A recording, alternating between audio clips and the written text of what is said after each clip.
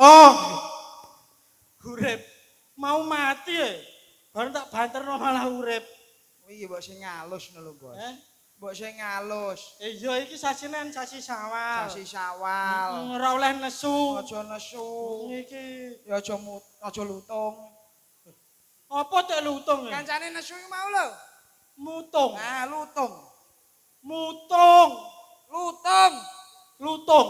Mutung. Ah iso ngono are. Mbok wale are. Iki alhamdulillah iso Pos dikek. durung. Alhamdulillah kowe. Maksudnya iki alhamdulillah rawuh ing desa Jepang. Desa Jepang dukuh pendem.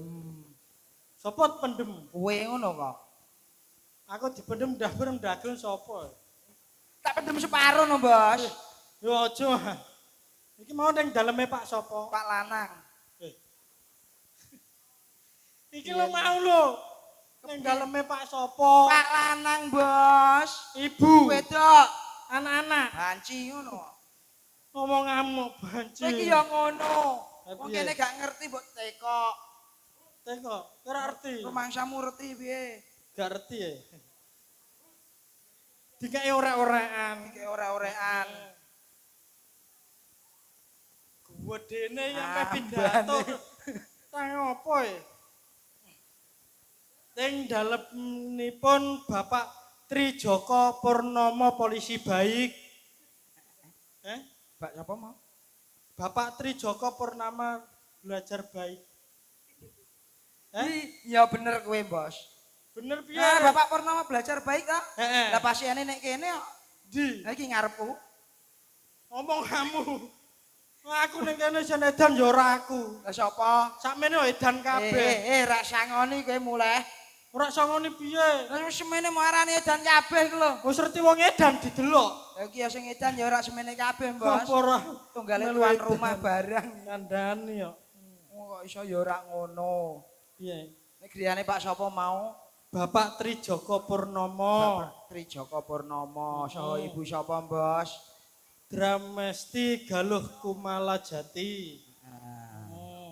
Iki mumpung ijek sasi apa, Bos? Sasi Syawal. Sasi Syawal. Heeh. Kene awak dhewe dagelan yo mewakili Wahyu Majanjaya. Mewakili grup utawa seni barongan Wahyu Macanjaya Ngaturaken Sugeng Riyadi Minal Konidin wal Budreksin. Dhewe ben setrup kowe. Kok iso setrup? Lah kok ana Minal Konidin dan Budreksin lho. Lah sing bener apa ya? Minal Aidin wal Faizin. Maune ngono. Lah terus. Kaya bodo rak dedot apa ora ngeluh. Kok omonganmu. Gampang bisane rak ngelu, Bos. Lah piye? Wayah tamu teko, Heeh. kowe ndelik nek mburi omah. Kok iso? Lah nyangoni ya. Aku dekne ora duwe duit. Kira Wayah ndedit. bodo. Kuwi sing kliru ya kowe. Kok keliru? Kowe wingi tak semes. Heeh. Kowe buta dit ora, Bos?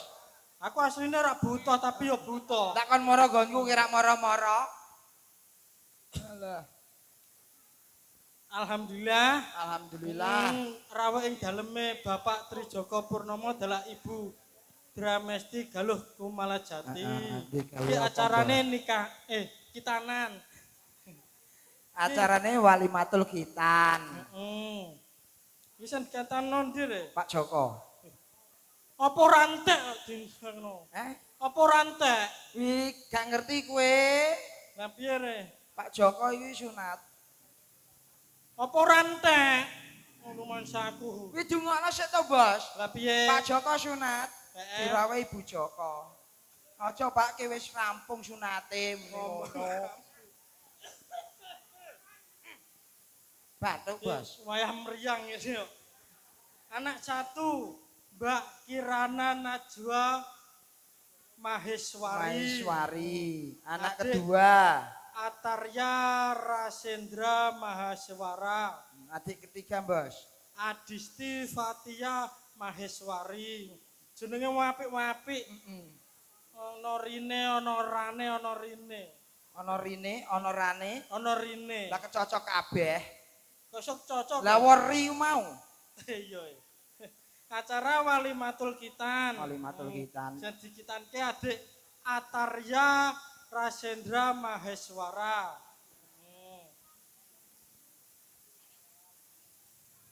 Sing dikitano adik Atarya Rasendra Maheswara. Didongak-dongake, Bos. Ayo. Kowe ndongakno anake aku. Aku ndo ingin ndongakno bingung terucut kabeh ngene kok. Yo setidake yo didongakno nek nawane iso terkabul. Aku ndongakno adike sing kitanan. Yes, tak dongakone, Bos. Sing kitanan pundi nggih, Bu? Iki topinan.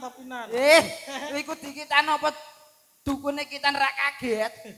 Kok iso kaget e? Lah dikira tikus ngono. Ngomong kamu. Wonge lagi babu istirahat, wis didongakno wae, Bos. Mugi-mugi adik kitane dinten kapan, Bu? Mangke dalu. Mugi-mugi sak bubare dikitan, Bos, dadi putra ing saleh, tumrap karo bangsa lan agama, karo wong tuwa keloron. Amin. Muga-muga cepet waras mlebu ing bangku pamulangan meneh, Bos. Amin. Gendan kowe ndongakno bapak karo ibuke. Wis ngono to? Wis ah, mangsa modin piye? Sing Sing ndongakno modin. Gede dhuwur ngene re. Tapi ndek. Bocahe ganteng nang. Sangu ta ora nang? Nyapa kok takon sangu barang kowe? Oh, narane kono ana dodol es nek meh tuku es. Ngono. Sampe lapo. Sangu piro le? Kok ditakokno? Ngomongamu. Adik Atarya Rasendra Maheswara, nggih bener. Cita-citane dadi apa, Nang? Dadi astronot. Iso munggah ning kono. Ning bulan. Lah kok tau turono kowe? Lho, tau rono. Kapan? Lho. Sen mendarat nggih. Oh, mboten saged basa Jawa. Aduh, piye iki? Nggih, kamu cita-cita dadi apa? Aku ora iso Indonesia e. Dadi kancamu we. Kok iso e? Oh, orang Bekasi. Kamu umurnya piro? Oh, umur 8 tahun. Ih, bisa e. Ame merucut aku. Marai wong adu kok. Mau wis didongakne. Iki genten bapake. Mugi-mugi Bapak Trijoko Purnomo sak keluarga diparingi panjang yuswa, diparingi rezeki ingkang kathah ingkang barokah, diadohke saka bilahine, dicedhake rezekine. Syukur-syukur bisa celeng-celeng. Kok iso ngrauk e? Sen duwe akeh iku lho. Nah, bisa menabung, sapa ngerti bisa munggah Mekah Madinah. Untawi boten saged nggih syukur-syukur umroh. Amin Allahumma. Amin. Adike pinter iso ngamini. Sapa ngerti munggah mriku nggih, Dik. Amin. Tapi Dek sedikit-sedikit mudeng nggih ya. Mudeng itu. Kan udah tak kandani. Kalau bahasa Jawa itu harus dikatain. Ngomong apa? Angger iya ngono ya, Dik. Iki rada ngene iki ngene. Oh. Parah aku. Oh, kamu. Ye. Rupane cilik ganteng. Mau cita-citanya apa tuh? Jadi astronot. Astronot. Semoga terkabul mbah cita-citane. Amin. Dingene Bos, awak dhewe do pamitan. Pamitan. Soale enek wigati sing luwih penting, Bos, ketimbang awak dhewe. Nah, awak dhewe nek kene geguyon, gegojekan sedina rak bakal rampung. Ora ono enteke. Kripik gedang raja, sithik edan waton rata. Akhiri salam. Wassalamualaikum warahmatullahi wabarakatuh.